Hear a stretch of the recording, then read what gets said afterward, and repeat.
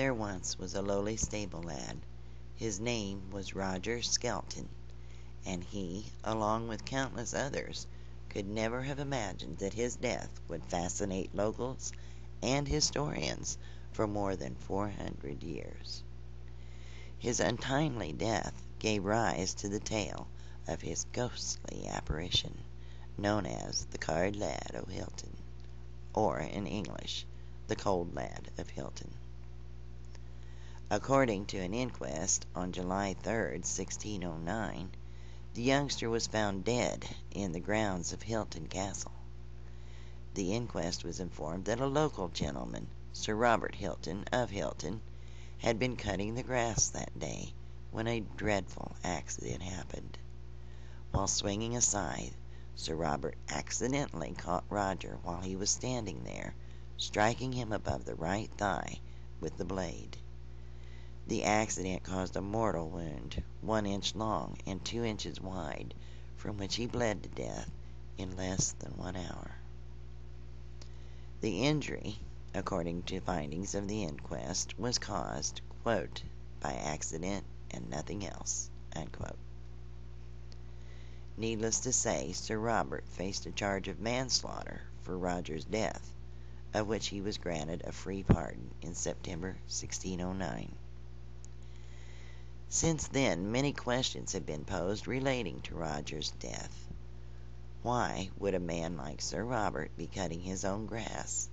Surely he had servants to carry out that task, was one of those questions, and perhaps that question does bring light to a grisly story.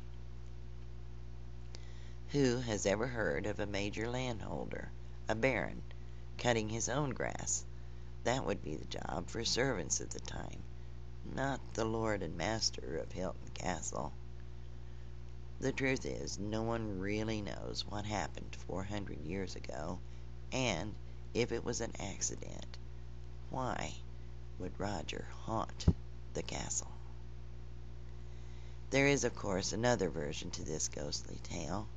It tells us that Roger often felt very cold in the castle, and to rectify this, he would often take a nap in the stable with the horses in order to keep warm. Sadly for the young stable lad, it would lead to his demise. On July 3rd, 1609, Sir Robert gave orders that his horse should be made ready. That order was never adhered to, as poor Roger was fast asleep.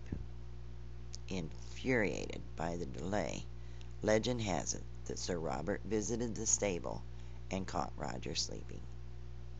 Then, in using his sword, he cut off Roger's head.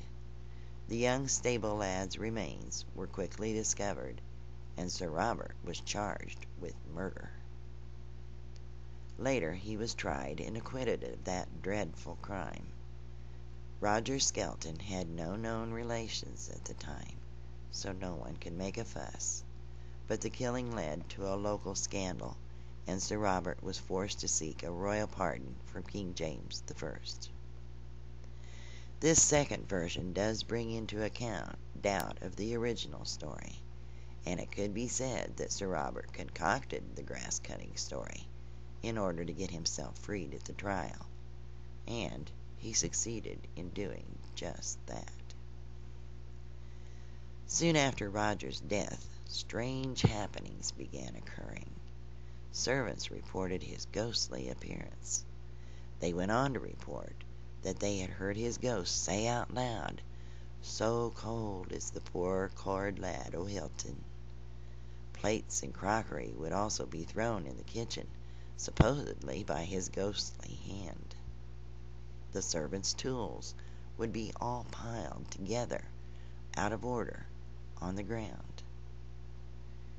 After many years of disturbances from the Card Lad, the castle staff decided to take action and finally rid the castle of his ghost. A local sage was consulted who said the ghost was just looking for somewhere warm and safe to get rested. On the sage's advice, that night before bed, the butler and cook left out a woolen cloak and hood as a gift to the Card Lad of Hylton. The cook and butler then hid themselves. A little after midnight, the card lad of Hylton appeared and threw the cloak over his shoulders. As he pulled the hood over his head, he laughed and sang out, "Here's a cloak, here's a hood. The card lad o' Hylton will do no more good."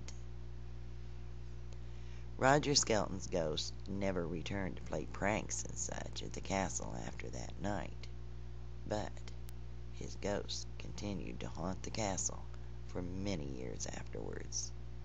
Even at the beginning of the 20th century, people still said they could hear the unearthly cry of tragedy coming from the card lad of Hylton. Good night and pleasant dreams.